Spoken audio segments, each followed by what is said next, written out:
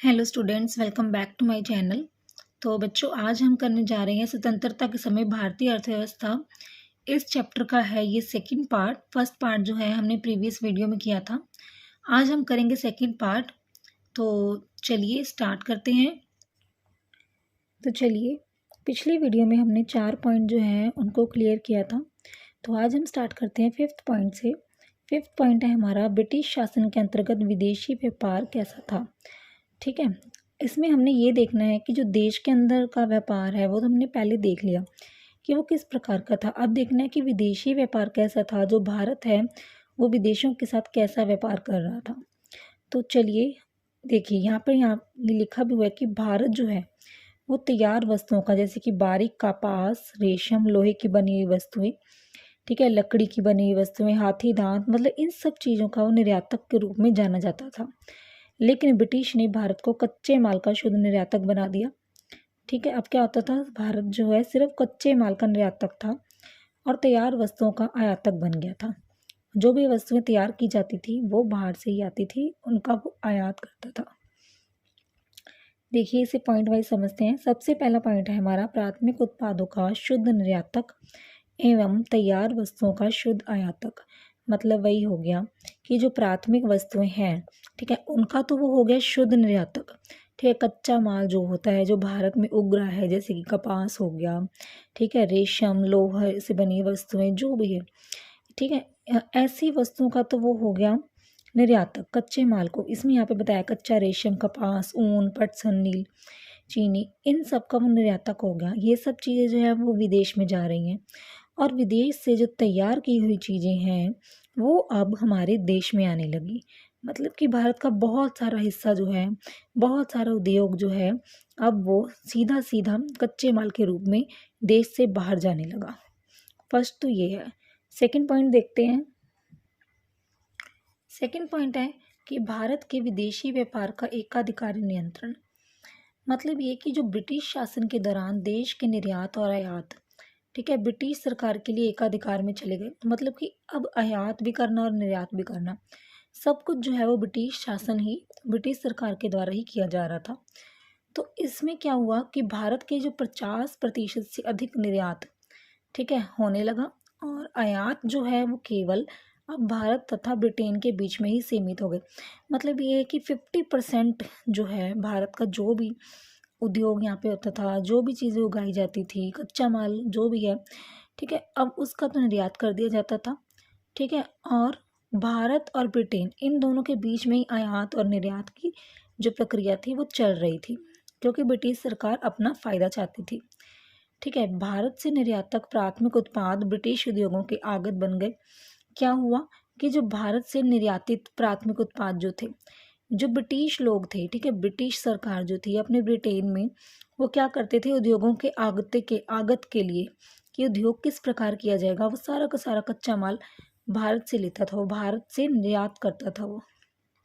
ठीक है, और ब्रिटेन से आयातित तैयार वस्तुएं, और ब्रिटेन से वो वस्तुएं जो बनवाता था, ठीक है, उनकी बिक्री के लिए भारत में ही एक उसने बड़ा बाजार स्टार्ट कर दिया। ठीक है, जितनी भी वस्तुएं हैं वो वहाँ से बनवा कर लाता था और सारी की सारी भारत में ही लाकर उसे बेचता था। तो इसका मतलब ये हुआ कि जितना भी कच्चा माल है वो यहाँ से तो वो बहुत सस्ते में ले जाता था, ठीक है, ब्रिटेन को बेच देता था, और ब्रिटेन से बनाई हुई वस्तुएं भारत में लाता था और भारत में ही उनको बेचता था, और वो भी उच्च दामों पर। मतलब जो कुछ भी होता था, ब्रिटिश सरकार सिर्फ और सिर्फ अपना ही फायदा देखती थी। इसका थर्ड पॉइंट आता है, व्यापार में अधिक्य परंतु केवल अंग्रेजों के लाभ के लिए। व्यापार तो बहुत अधिक होने लग गया था, लेकिन वो जो व्यापार अधिक था वो था अंग्रेजों के लाभ के लिए। आश्चर्यजनक बात यह है कि ब्रिटिश शासन के दौरान हमारे निर्यात हमारे आयातों से अधिक थे। ठीक है, बहुत सारा माल जो है वो बाहर जाता था भारत से, ठीक है, आयात बहुत कम थे, देश बहुत कम लेता था, लेकिन फिर भी क्या था, इसमें भारत को लाभ नहीं होता था। बहुत सारी वस्तुएं भारत से बाहर जा रही हैं, ठीक है, वो भारत जो है उन चीज़ों को बेच रहा है, लेकिन फिर भी भारत का फ़ायदा नहीं होता था। उसमें क्या था, बड़े पैमाने पर प्राथमिक वस्तुओं का निर्यात हो जाता था। ठीक है, बहुत सारी चीज़ें जो है जो कि औद्योगिक वस्तुएं नहीं होती, सिर्फ कच्चा माल वगैरह होता है। तो बहुत सारी चीज़ें जो हैं वो भारत से चली जाती थी। उसके कारण क्या हुआ, आर्थिक पिछड़ापन रह गया। कैसे? क्योंकि वो उद्योग जो हैं, जो कि देश के भीतर ही हो सकते थे उस कच्चे माल का उपयोग करके, अब वो देश से बाहर जा रहा था सारा कच्चा माल, और वही सारी चीज़ें बाहर से बनकर तैयार होकर आ रही थी। तो इसके कारण क्या हुआ, हमारा देश जो है वो आर्थिक पिछड़ेपन की ओर बढ़ गया। ठीक है। दूसरा क्या हुआ कि यहाँ पे भारत में ब्रिटिश सरकार के प्रशासनिक खर्चों को पूरा करने के लिए ही, ठीक है, जो कुछ भी होता था कि ब्रिटिश सरकार जो है वो अपने खर्चों को पूरा करने के लिए करता था। ठीक है। वो भारत से कच्चा माल निर्यात इसलिए करता था ताकि वो अपने खर्चों को पूरा कर सके। और ब्रिटिश सरकार द्वारा जो भी युद्ध लड़े गए, उन युद्ध में जो खर्चा हुआ, उन खर्चों को पूरा करने के लिए, ठीक है, ये सब उद्योग होते थे। ठीक है। तो इसमें यही मतलब है कि व्यापार तो बहुत अधिक था, व्यापार अच्छा खासा चल रहा था, लेकिन वो जितना भी व्यापार से पैसा आ रहा है वो सारा का सारा ब्रिटिश सरकार अपने खर्चों को पूरा करने के लिए ही इस्तेमाल करती थी। तो भारत में हर तरह से जो है वो शोषण हो ही रहा था। 6 पॉइंट है हमारा, ब्रिटिश शासन के दौरान जननांकीय रूपरेखा क्या थी। ठीक है, कैसे थे लोग, डेमोक्रेसी कैसी थी, जनसंख्या कैसी थी उस टाइम पर। तो देखिए यहाँ पर फर्स्ट पॉइंट से हम देखते हैं, जन्म दर तथा मृत्यु दर कैसी थी। जन्म दर तथा मृत्यु दर, ठीक है, दोनों ही बहुत ऊंचे थे, लगभग 48 तथा 40 प्रति हजार थे। मतलब कि उच्च जन्म दर और उच्च मृत्यु दर की अवस्था देश में पाई जाने वाली व्यापक निर्धनता की अवस्था को बताते हैं। ठीक है, जन्म भी बहुत हो रहा है क्योंकि निर्धनता है, निर्धनता के कारण गरीबी के कारण क्या है कि देश में शिक्षा नहीं है, तो क्या है, जन्म दर बहुत अधिक है। लेकिन गरीबी है तो उन बच्चों को पाले कैसे, किस तरह से, मतलब कि उनका पालन पोषण हो, तो वो किसी भी बीमारी के कारण किसी भी तरह से मर भी सकते हैं। तो क्या था कि मृत्यु दर भी बहुत ज़्यादा थी, जन्म दर और मृत्यु दर दोनों ही बहुत अधिक थे। ठीक है। सेकंड पॉइंट हमारा आता है कि शिशु मृत्यु दर कैसी थी। शिशु मृत्यु दर प्रति 1000 जन्मे बच्चों में से 1 वर्ष से कम आयु वाले बच्चों की मृत्यु दर बहुत ऊंची थी। मतलब कि 1 साल से जो कम बच्चे थे वो ज़्यादा अधिक उनकी मृत्यु होती थी। ये लगभग 218 प्रति 1000 थी। ठीक है, मतलब कि 1000 में से 218 बच्चे जो हैं वो मरते ही थे। इसकी तुलना में वर्तमान में यह 34 प्रति 1000 है। बल्कि अगर आज के ज़माने में देखा जाए तो 1000 पर सिर्फ 34 बच्चों की ही मृत्यु है। उच्च शिशु मृत्यु दर अत्यधिक निर्धनता से संबंधित कम विकसित स्वास्थ्य सेवाओं का संकेत देती है। वही बात हो गई कि जो लोग थे उस टाइम पर पढ़े लिखे नहीं थे। पढ़े लिखे इसलिए नहीं थे क्योंकि उनके पास पढ़ने लिखने के लिए पैसे नहीं थे, निर्धनता की ओर वो, ठीक है, बढ़े हुए थे, निर्धनता रेखा के नीचे आते थे, बहुत गरीब थे, पढ़ नहीं सकते थे। तो इसलिए वो स्वास्थ्य संबंधी सेवाएं भी उपलब्ध नहीं करा पाए, या शायद उन्हें इस स्वास्थ्य के बिगड़ने का कुछ पता ही नहीं चलता था, जिसके कारण प्रति 1000 बच्चों पर 218 बच्चे जो है उनकी मृत्यु हो जाती थी। थर्ड पॉइंट है हमारा, जीवन प्रत्याशा कैसा था। ठीक है, जीवन प्रत्याशा मतलब एक व्यक्ति की औसत जीवन अवधि केवल 32 वर्ष होती थी, जबकि वर्तमान में ये बढ़कर 69.4 वर्ष हो गई है। ठीक है, निम्न जीवन प्रत्याशा भी स्वास्थ्य सुधार सुविधा के अभाव को ही दिखाता है, जागरूकता के अभाव को दिखाता है, स्वास्थ्य सुधार के लिए साधनों के अभाव को भी ये व्यक्त करती है। चलिए फोर्थ पॉइंट देखते हैं। फोर्थ पॉइंट है हमारा, साक्षरता दर कैसी थी। साक्षरता दर मतलब कि वे लोग जो लिख तथा पढ़ सकते हैं वो सिर्फ 16% ही थे उस टाइम पर, 16% थे। ठीक है, यह भी सामाजिक तथा आर्थिक पिछड़ेपन की निशानी है। इससे साक्षरता दर और भी अधिक दुखद थी, केवल 7%। उस टाइम पे सिर्फ 7% जो स्त्रियां थी वही पढ़ती थी। यह समाज में पाए जाने वाले, ठीक है, लिंग भेद का सूचक है। उस टाइम पर लिंग भेदभाव भी बहुत चलता था। ठीक है, और बाकी क्या था कि 16% लोग ही सिर्फ पढ़े लिखे थे। ये क्यों होता था? क्योंकि पिछड़ापन है, ठीक है, लोग गरीब है, नहीं पढ़ लिख सकते हैं, इसलिए साक्षरता दर भी उस टाइम पे बहुत कम थी। हमारा अगला पॉइंट आता है कि स्वतंत्रता के समय हमारा व्यावसायिक ढांचा कैसा था, कि देश में व्यवसाय किस प्रकार का चल रहा था, लोग क्या क्या काम करते थे उस टाइम पर। तो देखिए यहाँ पर एक ये तालिका दिखाई गई है, इस तालिका के ज़रिए मैं आपको बताती हूँ कि स्वतंत्रता प्राप्ति के समय भारत में व्यावसायिक वितरण कैसा था। लोग जो थे वो क्या-क्या काम करते थे। सबसे पहले है यहाँ पर प्राथमिक क्षेत्र। प्राथमिक क्षेत्र में जो लोग हैं, वो कृषि करते थे। प्राथमिक क्षेत्र में 72% लोग थे। 72% लोग मतलब ये बताया गया है 1951 में। 1951 का ही बता रहे हैं।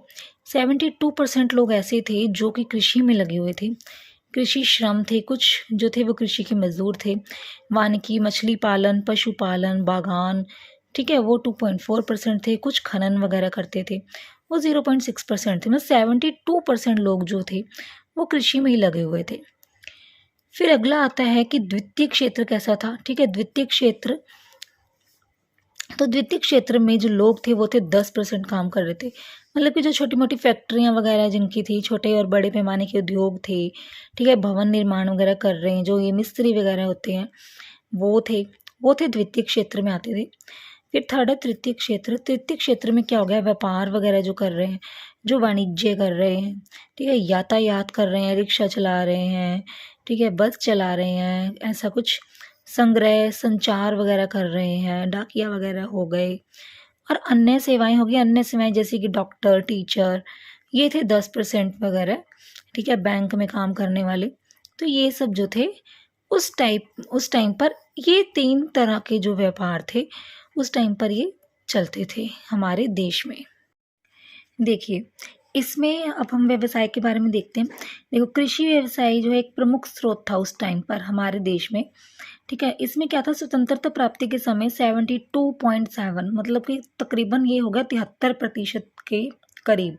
तो कार्यशील जो जनसंख्या थी, मतलब कि कार्यशील जनसंख्या का मतलब ये है कि ऐसी जनसंख्या जो कि कुछ और काम भी कर सकती है, लेकिन वो सिर्फ़ और सिर्फ़ कृषि में ही लगी हुई थी, ठीक है। विश्व के कुछ उन्नत देशों के बारे में अगर हम देखें, जिन देशों ने बहुत उन्नति की है, तरक्की की है, तो उनकी उसकी जो जनसंख्या है, उसका बहुत कम प्रतिशत जो है वो कृषि पर आश्रित है।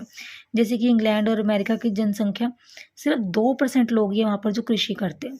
जापान में 12%, जर्मनी में 4%, लेकिन हमारे इंडिया में ही 72.7 इतने सारे लोग जो हैं वो सिर्फ और सिर्फ बस एक ही काम कर रहे थे, सिर्फ और सिर्फ कृषि।